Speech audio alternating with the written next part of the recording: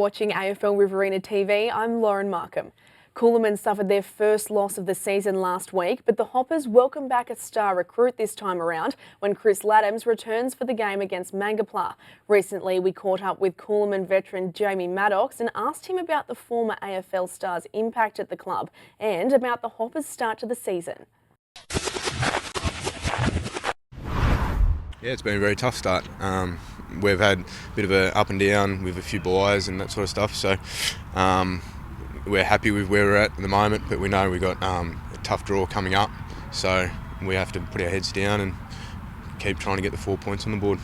I think from memory it's Leeton, Tigers, Ganmain and Gully. After that 4 weeks you'll probably have a good idea of where you stand and what it takes to do a good job in this comp. Yeah, exactly right. So they're 4 sides that are going to be, you'd think would be up there playing finals, so it'll be a good measure come a month's time to know where we really are at. I saw the Ganmain game and Chris Ladhams was a bit of a revelation in that game. He was great to watch. How much do you hope to get out of him and how much will you enjoy having him, do you think? Ladges, yeah, he was awesome that day and he was good against TV Park on the weekend as well. So his experience is unreal and he's keen to pass on his knowledge to the young boys, which I find really good. So yeah, he'll be great come the end of the year, come finals time, it'll be good. He's not that big, but he just seems to know how to use his body, doesn't he? Yeah, he's very smart. Yeah, he uses his body well and gets into positions and he doesn't get outmarked from what I've seen. So yeah, no, he's a very smart footballer. And he can celebrate. There's something nice about seeing a bloke with AFL experience come back and absolutely revel in kicking a goal. Yeah, he loves kicking a goal, which is good because it gets all the boys up and about. So he kicked a couple that day and he enjoyed himself. So no, it was good. Good luck for the rest of the season, mate. Yeah, thanks. Paul Habel joins me in the studio now. Paul, it's a real test for Coolamon this week after their loss to Leeton. Can they get back up for Mango?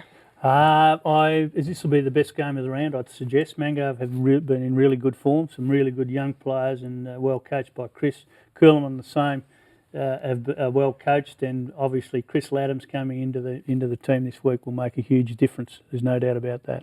And Jamie Maddox did say that Ladhams is a very smart footballer and he does know how to use his body.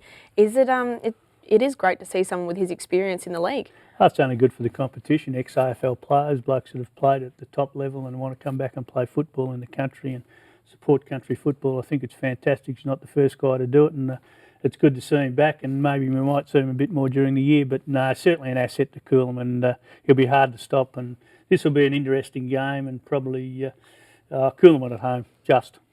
Let's take a look at the full round now. As we mentioned, Coolamon hosting Mango and Ganmain have Wagga Tigers at home. Griffith are hosting Collingully and Narrandera have Turvey Park at the Narrandera Sports Ground.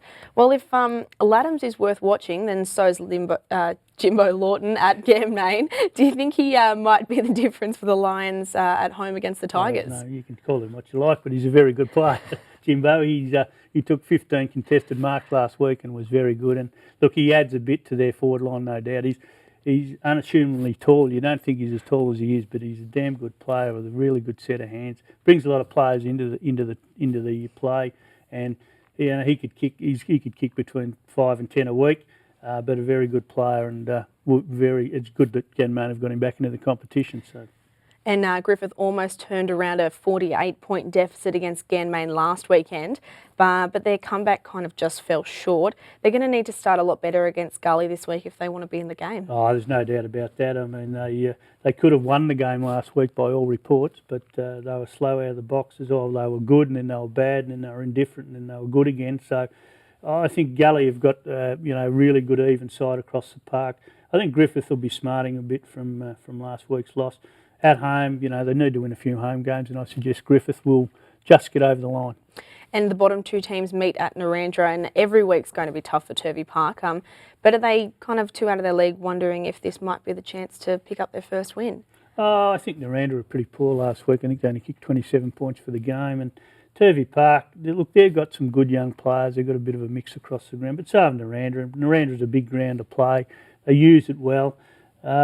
Look, this is a toss-up game, I believe, but if Narrandera play to their potential that they did earlier in the year, I think they may be too strong for Turvey Park. And credit to Turvey Park, they keep chipping away each week, and every team's got injuries across the park, so a lot of teams get a few players back that will even up the comp again. Well, thanks for coming in, Paul, and thanks for joining us at home. Enjoy your weekend of footy, and we'll see you again next week.